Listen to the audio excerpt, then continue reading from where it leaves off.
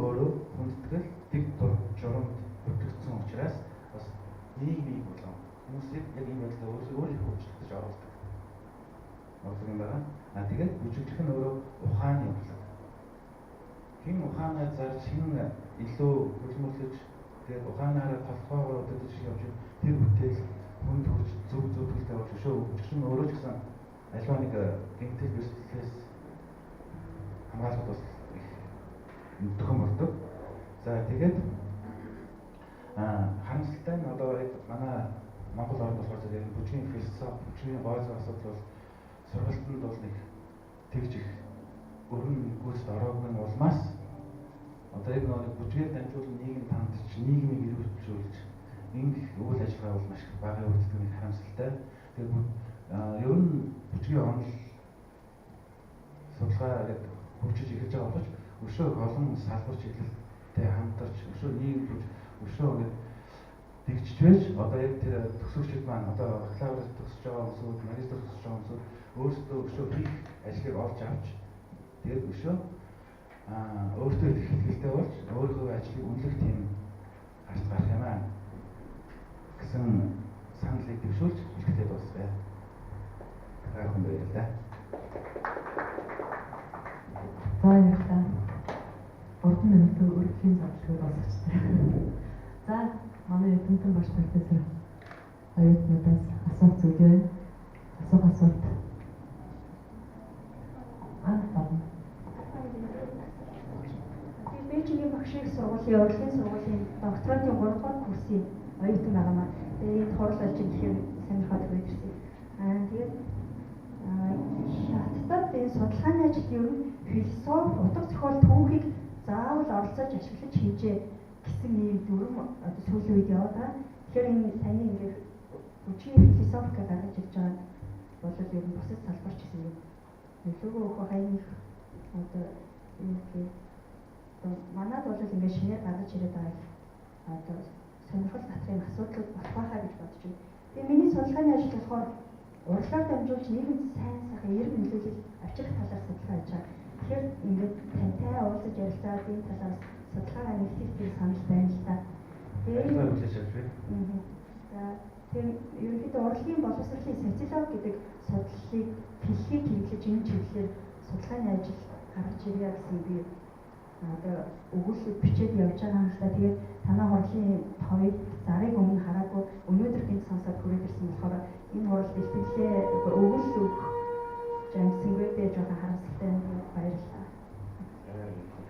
Ер нь одоо нэг философи гэдэг нь одоо зөвхөн одоо сүүлийн нэг орчин үеийн контемпорари урлаг дээр хийх тухай юм л да. Харчиг эргээд ингээд явах нь бол одоо манай Монголын бие биелгээний мөргөл гэдэг нэг биелгээ гэдэг. Тэгвэл тэр нь бол шашин шүү дээ тийм. Зүгээр ингээд нэг тэр шүтлэг тэр уулсаад дээдсэн тийм мөргөл биелэг. Тэгвэл энэ философи нь гэдэг нь бид эргээд язгуураасаа бас философиг хаах боломжтой байлээ гэдэг бас цааш нь одоо суралцж байгаа бакалавр суралцж байгаа оюутнуудаа энэ тал дээр бас санаа сэтэл өгөхийг бас хүсэж байна. Энэ бас цаашаа юу хийгээсэй гэж бас хүсэж байна. За баярлалаа. Өөр тавхан асуулт байна уу? Санаа. За баярлалаа. За цаашаа би хурлаа өргөжлүүлье. Өнөөдрийн одоо орчин үеийн урлагийн судлал салбарын сүүлийн нэгтгэгч Инфо догш хүчний ухаан дуудагчийн сургуулийн хүчний ухааны тэнхимийн эрдэмтгч. За сэдв нь Монгол Улсын орны 5 гишүүд бүхний тогтолцооны судалгаа гэсэн сэдвээр та бүхэндээ илтгэл тавьж байна. Үүний дараа бид нар хэлэлцүүлгээ явуулна. Хэлэлцүүлгийн дараа тусгалтын зураг авах болох юм байна.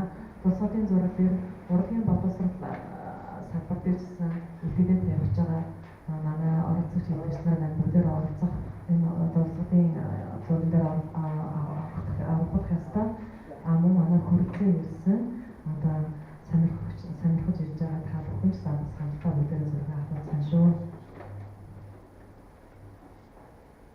За санаа явах юм хэлбэрийг өгөх. Миний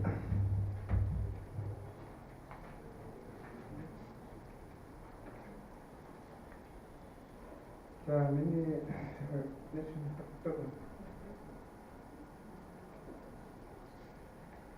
Монгол Уртын дууны 5 эгшилтгийн тогтолцоо давуу судалгаа хийсэн байдлаар нэгтгэж байна. Монгол Уртын дуу нь бол Монгол аливаа улсын төсний хөгжмийн хамгийн гол суурь нь бол ардын дуу. Тэр дундаа бол ардын дууг эхлүүлж байгаа суурь шиг бол хөгн байдаг.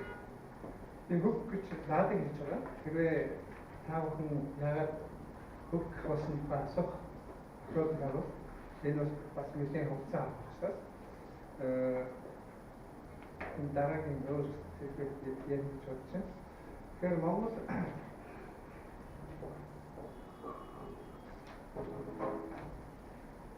за Уртын дууны Монгол 5 үгийн тухай хамгийн анх оюутан байхдаа орж ирсэн онлайн хэмжээнд орж танилцсан юу хэдэн бол анхад оюутан байхдаа психологч историйн сургагч дээр энэ дээр бол 5 эгчдийг бол анх ингэж тайлбарласан.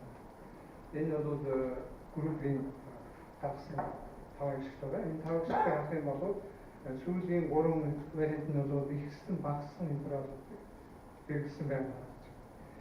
Манай одоо 5 эгчд бол ихсэн багассан мөрөө баг секундыг хэрэглүүгээр онцлогтой. Тэгэхээр энэ манай сэтгэлгээ ойлгомжтой. Эсвэл нөгөө манай ардын дунд дээр тодорхойлж хийсэн болохоор 5 эгчд төгөөг бол өөрийнхөө хувьдаа гаргасан байдаг. Энэ хувьд нь бол контракт хийх гаргасан хувьдтай таарч байгаа.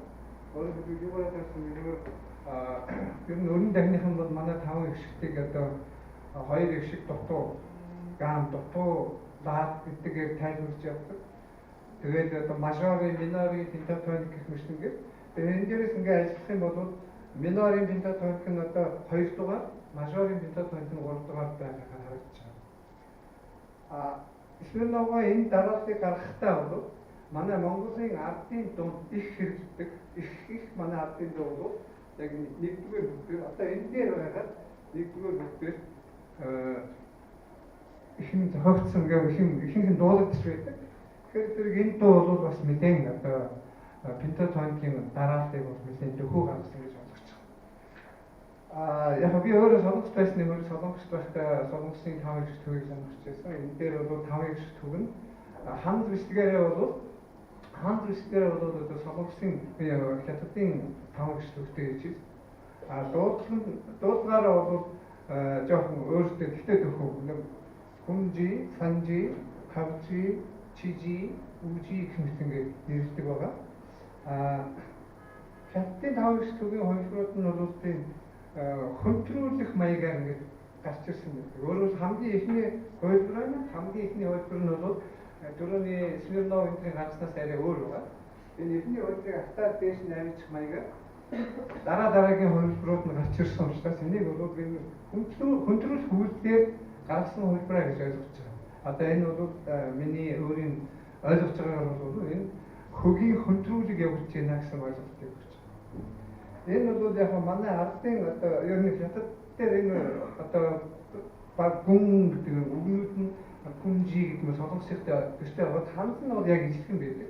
Хятадын 5 эгчд болохоор зөвхөн энэ бол 5 эгчдийн нэгдүгээр хувилбар гэхээс гадна өөр тийм одоо утгыг илэрхийлсэн байдгийг та бүхэндээс харж байна. Цаг бага учраас энэ явуулчих. Энэ дээр байж тийм ээ. Энэ бол нөгөө хөндрүүлэг бүхий одоо би Монгол судалгаан дээр хийж гарч ирсэн бол энэ хөндрүүлэг бүхий 5 эгчд хөгийн хувилбар.